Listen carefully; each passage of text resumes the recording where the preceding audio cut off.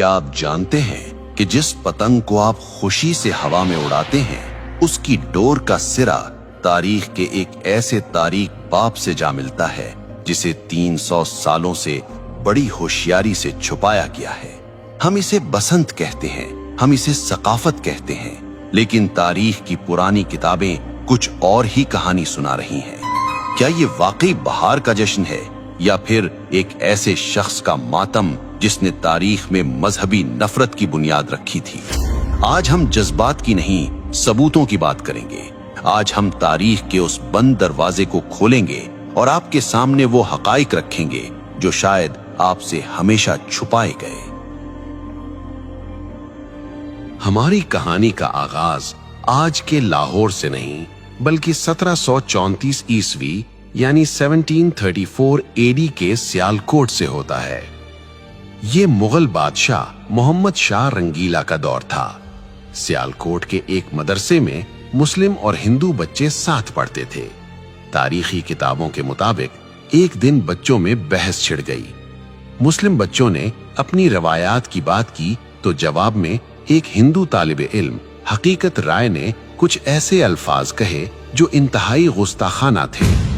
उसने नाउज़ुबिल्लाह नबी करीम सल्लल्लाहु अलैहि वसल्लम की लख्त जिगर सैयदा फातिमतुज़ ज़हरा रज़ी अल्लाह अन्हा की शान में नाजेबा कलिमात कहे। ये बात पूरे शहर में आग की तरह फैल गई। ये वाकया कोई अफसाना नहीं है, इसके सबूत तारीख की मुस्तनद किताबों में मौजूद है। लाला सोहन लाल सूरी, जो सिख दौर के सरकारी मौर्रिख थे, उन्होंने अपनी किताब उम्दतुत तवारीख की जिल्द अव्वल में इस वाक़े को तफसील से लिखा है। इसी तरह मशहूर मुसन्निफ गणेश दास वडेरा ने अपनी किताब चार बाग़े पंजाब में इस गुस्ताखी का जिक्र किया है। मामला हाकिम लाहौर ज़करिया खान के पास गया। हजारों का मजमा अदालत के बाहर मौजूद था। शहर के काजी ने फतवा दिया कि इस जुर्म की माफी सिर्फ एक सूरत में हो सकती है कि हकीकत राय इस्लाम कबूल कर ले, लेकिन उसने इनकार कर दिया। कानून के मुताबिक उसे सजाए मौत सुनाई गई और तारीख बताती है कि जिस दिन हकीकत राय को सजा दी गई वो बसंत पंचमी का दिन था। अब यहाँ ये जानना जरूरी है कि बसंत पंचमी असल में है क्या। हिंदू तकवीम के मुताबिक ये बहार की आमद का पहला दिन होता है। बसंत का मतलब है बहार और पंचमी का मतलब है 5वां दिन। ये दिन इल्म और फन की देवी सरस्वती की पूजा से मंसूब है। इस दिन हर तरफ जर्द रंग नजर आता है। लोग जर्द कपड़े पहनते हैं और पीले पकवान बनाते हैं, क्योंकि जर्द रंग सरसों के खिलते हुए फूलों और जिंदगी की अलामत समझा जाता है। लेकिन सन 1741 की इस बसंत ने एक नया रुख इख्तियार कर लिया। जिस दिन पूरा शहर बहार के रंगों में रंगा था, हिंदू बिरादरी ने हकीकत राय की मौत की वजह से इस दिन को यौमे सोग मना लिया। कहा जाता है कि उसकी याद में उन्होंने आसमान की बुलंदियों की तरफ पतंगें उड़ाना शुरू की ताकि उसकी रूह को खिराजे तहसीन पेश किया जा सके और ये पैगाम दिया जाए कि एक मासूम की रूह आसमानों की वुसअतों में आजाद है। ये था वो बीज जो एक मजहबी जश्न के अंदर एक खास वाक़े की याद और नफरत की जमीन में बोया गया था। लेकिन हैरत की बात यह है कि वो दिन जो एक मौत के दुख में सोग के तौर पर शुरू हुआ था, वो वक्त की धूल में दबकर एक अजीमुशान जश्न में कैसे बदल गया। वक्त का पहिया घूमा और पंजाब में सिखों की हुकूमत कायम हो गई। ये महाराजा रंजीत सिंह का दौर था। रंजीत सिंह ने देखा कि बसंत का त्यौहार लोगों में मकबूल है। उन्होंने इस मजहबी सोग को एक शाही मेले में बदल दिया। तारीखी रिकॉर्ड्स बताते हैं कि महाराजा हर साल इस त्यौहार पर लाखों रुपए उस जमाने के पतंगों और इनामो इकराम पर लुटा देते थे। यहीं से मुसलमानों ने भी अनजाने में इसे महज एक कल्चरल इवेंट समझकर मनाना शुरू कर दिया। वो भूल गए कि इसकी बुनियाद कहां रखी गई थी। फिर 1849 में अंग्रेज ब्रिटिश राज आ गए। उन्होंने देखा कि ये मेला मकामी लोगों को मसरूफ रखता है। तो उन्होंने इसे और हवा दी। अंग्रेजों के दौर में लाहौर के अंदर बाकायदा बसंत क्लब बन गए।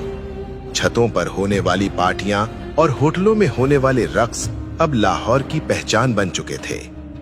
1947 में पाकिस्तान बना, लेकिन अफसोस हम जमीन तो ले आए मगर कुछ रस्में सरहद के उस पार से अपने साथ ले आए। और फिर इस त्योहार ने अपना असली खूनी रंग दिखाना शुरू किया। आजकल एक दलील दी जाती है कि जी हम केमिकल डोर इस्तेमाल नहीं करते, हम तो सादा धागा इस्तेमाल करते हैं। ये एक बहुत बड़ी गलतफहमी है। साइंस कहती है कि जब धागे पर कांच और केमिकल लगकर हजारों फुट की बुलंदी पर तनता है और हवा का दबाव उस पर पड़ता है तो वो तनाव की वजह से एक आरी जितना तेज हो जाता है।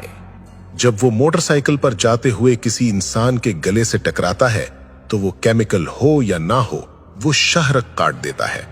ये महज हादसा नहीं होता, ये कत्ल है। आइए जज्बाती बातों को छोड़कर आदादो शुमार स्टैटिस्टिक्स देखते हैं। पुलिस रिकॉर्ड और अस्पतालों के डेटा के मुताबिक सिर्फ 2006 से 2009 के 3 खूनी सालों में लाहौर, फैसलाबाद और गुजरांवाला में 119 अफराद इस खूनी खेल की नजर हुए। इनमें 40% से जायद वो मासूम बच्चे थे जो पतंग लूटते हुए छत से गिरे या सड़क पर गाड़ी के नीचे आ गए। भारत में सूरत हाल इससे भी बदतर है। जानवरों के हुकूक की तंजीम पीटा की रिपोर्ट के मुताबिक हर साल बसंत के मौसम में हजारों परिंदे आसमान में तनी हुई इन डोरों से कट कर मर जाते हैं। क्या किसी त्योहार की कीमत इतनी लाशें हो सकती हैं? सिर्फ इंसानी जाने नहीं, ये शौक मुल्क की मईशत को भी अरबों का नुकसान पहुंचाता है। वापडा की सरकारी रिपोर्ट्स के मुताबिक धाती डोर गिरने से ट्रांसफार्मर्स ट्रिप कर जाते हैं और तारें शॉर्ट सर्किट हो जाती हैं। माजी में एक एक रात में लाहौर जैसे शहर को कई कई घंटे अंधेरे में डूबा रहना पड़ा। करोड़ों रुपए की बिजली जाया होती है और ये बोझ आखिरकार आवाम की जेब पर ही पड़ता है। क्या हम चंद घंटों की तफरीह के लिए अपनी ही अमलाक को आग लगा रहे हैं? फिर बात सिर्फ पतंग की नहीं रहती। बसंत की रात, हवाई फायरिंग और बेहयाई का जो बाजार गर्म होता है, क्या वो हमारी सकाफत है? एक तरफ दुनिया भर के मुसलमान गजा और फलस्तीन के बच्चों के लिए रो रहे हैं और दूसरी तरफ हम अपनी ही गलियों में अपनी ही खुशी के लिए अपने ही लोगों का खून बहा रहे हैं। क्या ये बेहिसी की इंतहा नहीं है? सवाल ये है कि अगर बसंत नहीं तो फिर क्या? हमारे पास ईदैन की खुशियां हैं, हमारे पास खेलों के मैदान हैं, PSL है, क्रिकेट है, सियाहत है। हम वो कौम हैं जिसने दुनिया को तहजीब सिखाई। हमें अपनी खुशी मनाने के लिए किसी ऐसे त्योहार की जरूरत नहीं जिसकी बुनियाद में नफरत हो और जिसके अंजाम में मौत हो। आज फैसला आपके हाथ में है। जब आप बाजार से डोर खरीदें तो एक बार सोच लीजिएगा, कहीं आपके पैसे किसी मां की गोद उजाड़ने के काम तो नहीं आ रहे।